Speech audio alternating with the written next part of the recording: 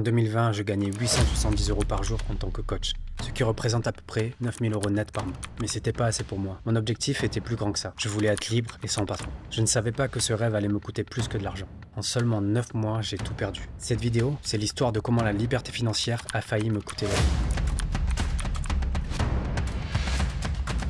Je viens d'une famille assez modeste et très aimante, malgré tout un père alcoolique, une mère qui rêve de voyage et quelquefois des huissiers qui passaient à la maison. Et il y a une chose qui m'a imprégné très vite, c'est que je ne voulais pas devenir cette personne qui allait compter le moindre centime à chaque fois qu'il allait faire les courses. Et cette obsession de l'argent ne m'a jamais quitté. À la base, j'étais un gamin sans trop d'ambition. Moi, mon kiff, c'était les jeux vidéo, aller jouer au foot et écouter de la musique. L'école, c'était pas trop mon kiff, j'y allais juste pour y aller. Et je vais être honnête, j'étais un peu pourri gâté, le dernier de la famille. Et au vu de la ville dans laquelle j'avais grandi, je pense qu'il y avait très peu de chances que je puisse devenir super riche. Et avec beaucoup de chance, à mes 15 ans, je commence à me passionner un petit peu pour l'informatique. Et après le bac, alors oui, j'ai eu mon bac, c'était un miracle pour moi, je me décide de prendre une année sabbatique parce que je savais pas trop quoi faire de ma vie. Je passe mes journées et mes nuits à regarder du manga, les jeux vidéo et à faire un petit peu d'informatique parce que ça me passionne. Et après cette année sabbatique, je me décide de reprendre des études et de faire un BTS en informatique de gestion. Pour moi, déjà dans ma tête, c'est quelque chose d'assez exceptionnel et je me dis que c'est presque impossible que je puisse être un bac+2. Je serai le premier diplômé de la famille. Et finalement, j'obtiens ce BTS et pour moi, c'est le démarrage d'une nouvelle vie et je me dis que ça y est, j'ai commencé à réussir quelque chose. Donc je me décide à travailler directement. Et après 4 ans de boulot, je plafonne à 1480 € par mois net dans ma poche et j'ai comme un sentiment d'inachevé. Je me dis que je peux faire beaucoup plus, sachant que des potes à moi qui étaient en BTS avaient continué et étaient devenus ingénieurs. Et je prends une décision avec mon ami de l'époque. À 26 ans, je décide de reprendre des études d'ingénieur. Et cette fois, je rigole plus. J'ai un plan très précis en tête, faire de l'argent, extrêmement bien gagner ma vie et rattraper mon retard, ce qui va me poursuivre encore très longtemps dans ma vie. Pendant les 3 années de mes études d'ingénieur, je suis bien souvent dans le top 5 de la promo.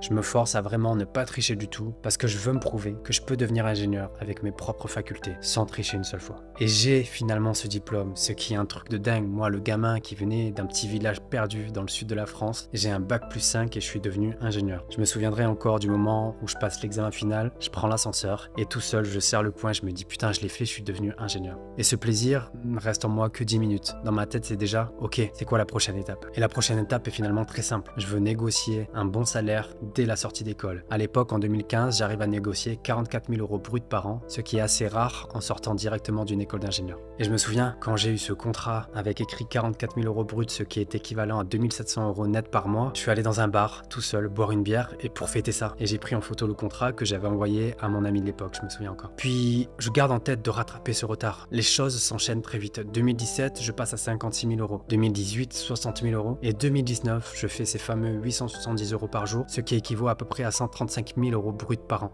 Je fais quasiment un x3 sur mon salaire depuis la sortie d'école en moins de 4 ans. Et là, j'aurais pu me dire, ça y est Mike, tu l'as fait. Plus besoin de compter ton argent quand tu vas faire les courses, quand tu as envie de dépenser, quand tu as envie d'acheter des choses. Non, j'avais une nouvelle envie, une nouvelle lubie. J'étais jamais satisfait de ce que j'accomplissais. Et c'était la première grosse erreur de ma vie, pas se satisfaire de ce qu'on a. Je voulais plus et je voulais être libre financièrement. Et c'est à ce moment, en 2019, que tout bascule pour moi. Mi-2019, je commence à découvrir les business en ligne et l'immobilier. Entre guillemets, les entrepreneurs nouvelle génération, si on peut appeler ça comme ça. Ça devient ma nouvelle obsession. Je veux être libre et millionnaire. Et je deviens une machine à apprendre toutes ces nouvelles choses. Je suis un peu euphorique pour être honnête. Quand j'étais gamin, je me souviens combien de fois je rêvais de gagner au loto et à quel point je pouvais annoncer ça à ma famille et à quel point notre vie pouvait changer. J'avais ces petits papillons dans le ventre à chaque fois que j'imaginais ça. Et quand j'ai découvert la liberté financière, les business en ligne et l'immobilier, j'avais cette même sensation de me dire waouh, comme un gamin qui découvre un nouveau jouet. Donc j'achète une formation en immobilier, une formation en e-commerce et une toute petite formation en bourse. Maintenant dans ma tête il n'y a plus que ça qui compte, mes objectifs de vie. Donc j'écoute très bêtement et très religieusement tout ce qu'on me dit dans les formations. Pour l'immobilier, je structure au maximum mes comptes, je coupe les sorties avec les amis, voire même aussi les moments avec ma copine et les sorties avec ma copine. Je fais des rencontres immobilières à Paris, je suis dans tous les groupes Facebook, les Discord, les Slack, etc. pour en apprendre le plus possible. Et je suis sur mon projet immobilier locatif. C'est un immeuble de rapport de 4 appartements dans la ville de Saint-Quentin qui me dégagerait 450 € par mois de cash flow. Il y a déjà 4 locataires en place, j'ai vraiment quasiment rien à faire. Tout ce que j'ai appris dans la formation, je commence à aller vers les banques, je propose un petit peu mon dossier, ma situation professionnelle, ma situation financière, tous les feux sont ouverts. Et décembre 2019, j'ai vraiment beaucoup confiance en ce projet-là, je suis gonflé à bloc et j'en parle à mes amis.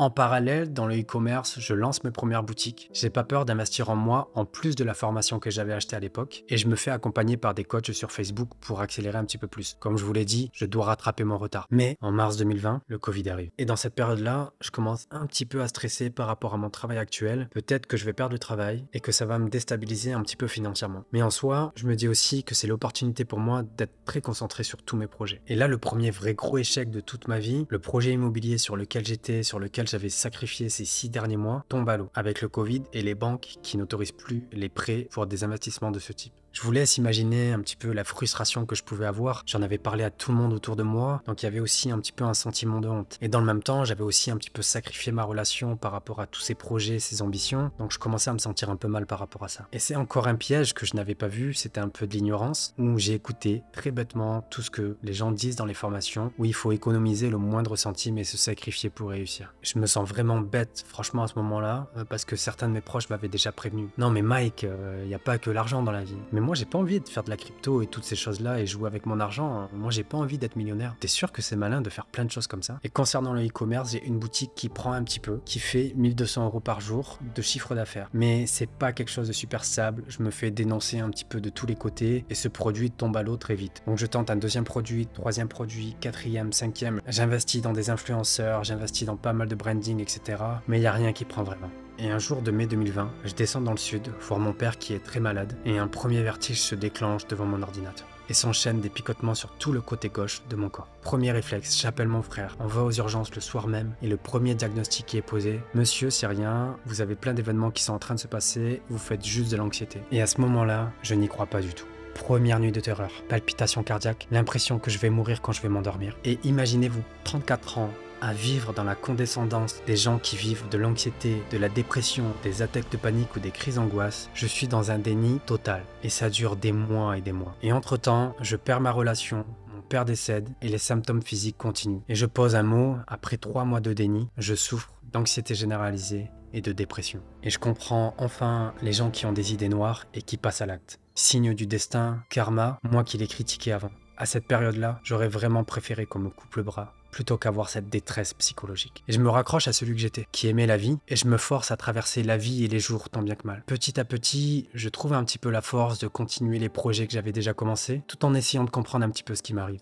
Et je prends une décision. Je décide de poursuivre ce rêve de liberté, même si, pour être honnête, cette fois, c'est plus du tout excitant comme au début. Ça me fait plus du tout les petits papillons dans le ventre, car vraiment ma santé devient une priorité. Et je décide de partir à Bali avec 2 objectifs en tête. Me recentrer et vivre d'une activité où j'arrive à générer moi-même de l'argent. Dans mon cas précis, c'était le e-commerce. Donc je commence à montrer un petit peu ma vie sur Instagram, où je fais semblant que je suis un digital nomade, je fais du e-commerce. Et la plupart de mes proches se disent, putain, Mike, il a la plus belle vie, il est sur une île paradisiaque, il vit à Bali, c'est la best life. La réalité, c'est que les 3 premiers mois, je vis mon anxiété au maximum. J'ai les plus grosses attaques de panique de ma vie, mes plus grosses crises d'angoisse. Et je réalise une chose, c'est que quand tu vas mal, les problèmes, ils voyagent avec toi.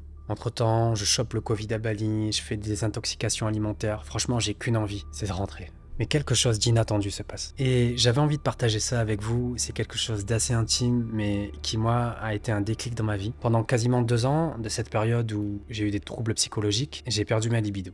Et encore une fois, c'était quelque chose que je critiquais chez les gars parce que ça ne m'était jamais arrivé. Et je rencontre une fille à Bali, en Indonésie, et où je me montre super vulnérable, où je partage tout, mes faiblesses, mon anxiété, mon burn-out, mes crises d'angoisse, mes attaques de panique, mon histoire avec mon ami de l'époque. Et je me rends compte que je suis peut-être devenu une personne un peu plus empathique, un peu plus à l'écoute et un peu plus hypersensible. Et en fait, ce que j'avais envie de préciser avec cette perte de libido et ce que j'ai appris de tout ça, c'est que dès le moment où vous vous engagez dans une relation avec aucun désir particulier ou aucune once de séduction, c'est à ce moment-là que vous pouvez être vraiment authentique et vraiment vous et vraiment naturel et montrer la personne que vous êtes à 100 000 %. Vous n'êtes plus en train de jouer à des jeux de séduction ou essayer à tout prix de plaire à la personne. Et si une personne vous accepte telle que vous êtes, ça veut peut-être dire que c'est la bonne. Et c'est ce qui s'est passé pour moi. Cette personne m'a accepté dans mon entièreté, avec mes vulnérabilités, avec mon anxiété, avec qui j'étais en fait. Et donc cette personne-là, 2 ans plus tard, devient ma femme. Et c'est aussi celle qui m'a déclenché à nouveau des fous rires dans ma vie, ce que j'avais perdu depuis 2 ans. Juillet 2022, encore un échec. Je dois abandonner le e-commerce. Et je me dis que c'est peut-être le moment d'arrêter de persister et de passer à autre chose. Octobre 2022, nouvel échec. Je dois retourner en France, je n'ai plus d'argent et je dois reprendre un travail dans Paris. Et je m'étais promis de ne plus jamais remettre les pieds dans cette ville. Et je commence à comprendre que les succès rapides qu'on nous vend vend sur les réseaux, que les influenceurs nous vendent, ne sont destinés qu'à une infime partie de personnes.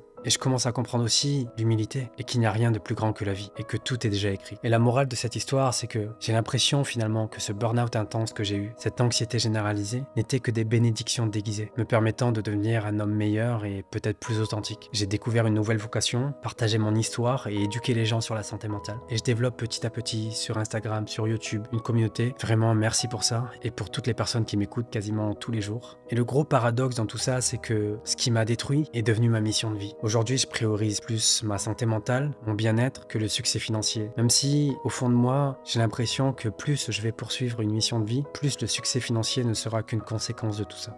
Donc s'il vous plaît, si vous écoutez cette vidéo, faites attention un petit peu à la vie idéalisée qu'on vous vend sur les réseaux sociaux et les fausses promesses de liberté financière.